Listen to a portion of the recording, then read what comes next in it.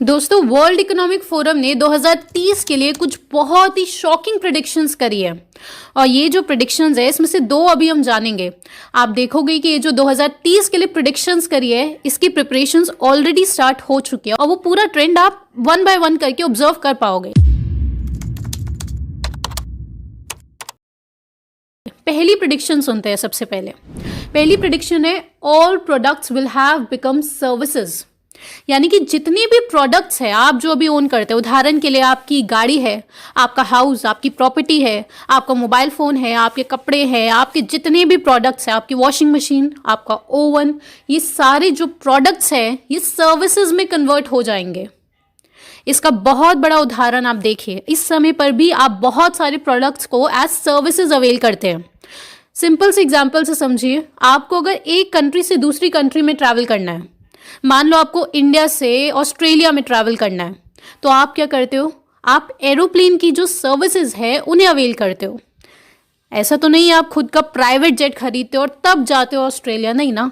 क्यों? क्योंकि private jet खरीदना काफ़ी एक्सपेंसिव है, तो आपको लगता है कि बेटर आइडिया है कि आप एरोप्लेन की सर्विसेज अवेल करो। सीधा जाके टिकट खरीदी और सर्विस अवेल कर ली।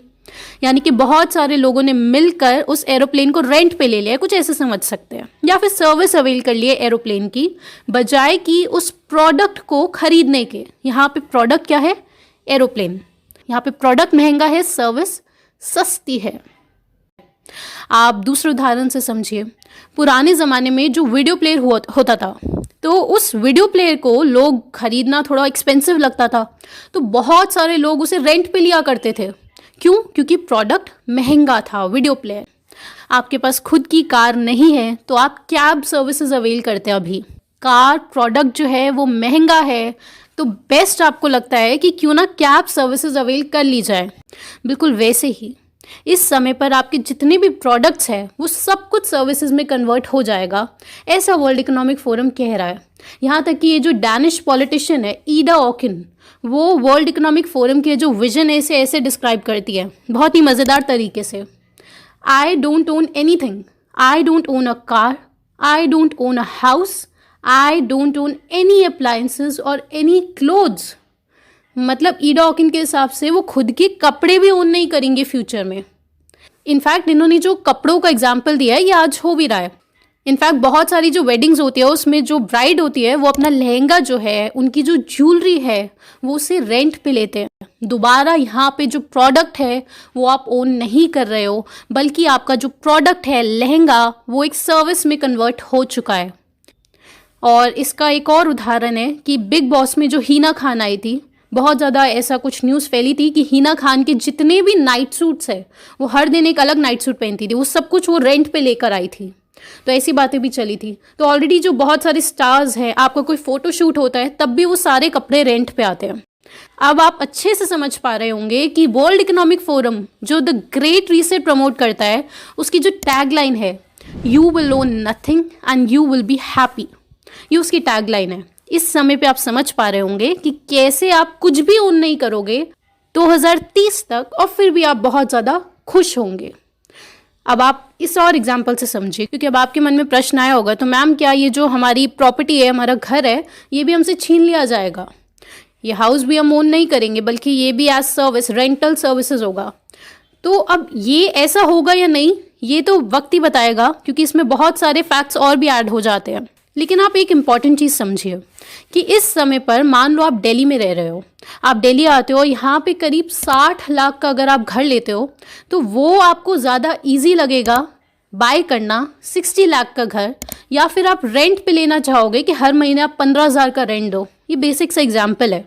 बहुत सारे जो यूथ है जो अभी अभी जॉब करने लगे हैं, उनके पास इतना पैसा नहीं होता, तो बहुत सारा वो जो यूथ है वो रेंट पे घर लेना प्रेफर करते हैं। ये सिंपल सा उदाहरण है। तो इस समय पर अगर आपके पास घर है, हो सकता है वो आप ही के पास रहे, लेकिन जो फ्यूचर जनरेशन्स है उनके लिए घर खरीदना, प्रॉपर्टी खरीदना बहुत महंगा हो जाएगा।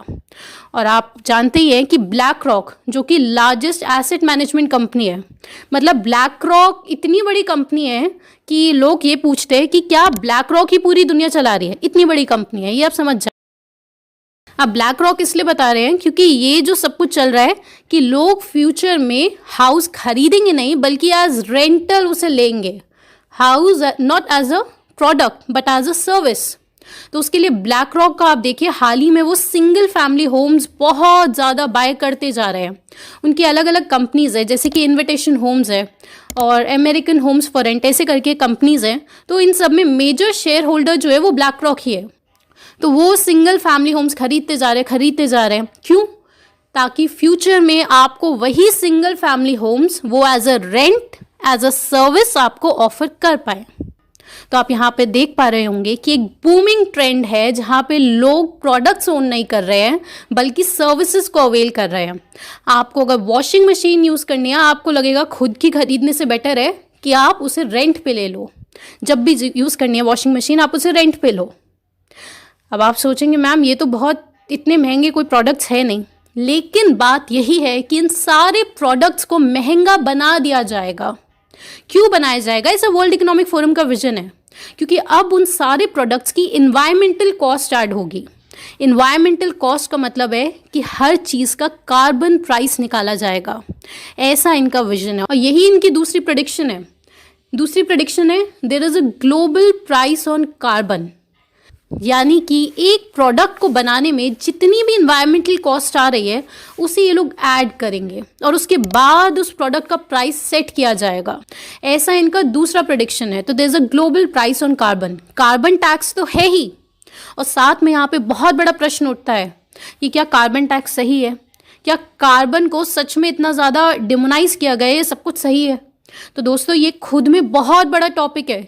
फिलहाल बस यही कहेंगे कि आप एक इन्वायरमेंटलिस्ट है जॉन लॉम्बर्ग, आप इनको ज़रूर स्टडी कीजिए, क्योंकि यहाँ पे अगर इसी वीडियो में बताते तो काफ़ी लंबा हो जाएगा कि कैसे जो कार्बन है, जो ग्लोबल वार्मिंग है, जो क्लाइमेट चेंज है, उसको कैसे प्रेजेंट किया जा रहा है, कितनी ज़्यादा उसे इम्पोर्टेंस दी जा रही है और असलियत क्या है, उसके बारे में अगर आप जानना चाहते हैं तो आप जॉन लॉम्बर्ग को ज़रूर स्टडी कीजिए।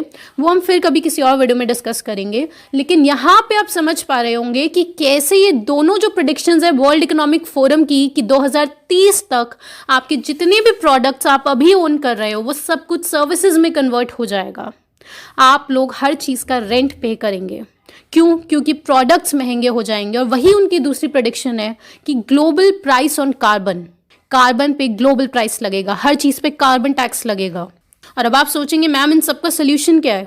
ये जितनी भी चीज़ें हो रही हैं इनका सिर्फ एक ही सोल्यूशन है, वो है मास अवेयरनेस। मास अवेयरनेस ही इसका सोल्यूशन है और इसी के लिए IMPH नेटवर्क क्रिएट किया गया है। अगर आप और जानना चाहते हैं IMPH नेटवर्क के बारे में कि कैसे आप लोग भी उससे जुड़ सकते हैं तो आप ये वाला पार्ट देखिए। और अब आप मेरे नेक्स्ट वाक्य ध्यान से सुनिए। पहली चीज़, अगर आप इंटरनेशनल प्लान्स और ग्रेट रीसेट समझते हैं और वर्ल्ड इकोनॉमिक फोरम क्या कर रहा है वो आपको समझ आने लगा है और उसकी थोड़ी भी जानकारी रखते हैं, तो आपको बस क्लीन लिखकर KREEN ये लिखकर इस नंबर पर व्हाट्सएप करना है, जिसके बाद आप शॉर्टलिस्ट हो जाते हो और आपको टीम लाइफस्टाइल की लाइव ट्रेनिंग अटेंड करने के लिए फॉर्म दिया जाता है, जिसमें आपको बेहद ज़रूरी रिसर्च समझाई जाती है और जो इसका सोल्यूशन है IMPH उसका पार्ट 1 आपको समझाया जाता है। दूसरी ज़रूरी बात, बहुत सारे लोग पिछले 1.5 साल से हर महीने रेगुलर वेबिनार्स अटेंड कर रहे हैं, जिससे एक बड़ा ग्रुप बन चुका है आज, जिनके बहुत स्ट्रॉन्ग बेसिक्स हो चुके हैं और बहुत डीप नॉलेज हो चुकी है इन सारे एजेंडास की कि वर्ल्ड रीच ह्यूमन सिविलाइजेशन को किस दिशा में ले जा रहे हैं। वर्ल्ड इकोनॉमिक फोरम जिस स्पीड से फैल रहा है, हमें भी उतनी ही स्पीड से IMPH सोल्यूशन की तरफ बढ़ना है। आप जल्द ही ट्रेनिंग अटेंड करें और सोल्यूशन का हिस्सा बने, और आप लॉन्ग टर्म ट्रेनिंग अटेंड करें, क्योंकि तभी वो सोल्यूशन प्रैक्टिकल है। तो नेक्स्ट वीडियो में जल्द मिलते हैं, और तब तक आप ये वीडियो ज़रूर देखें ताकि आप और गहराई से सारा गेम प्लान समझ सकें।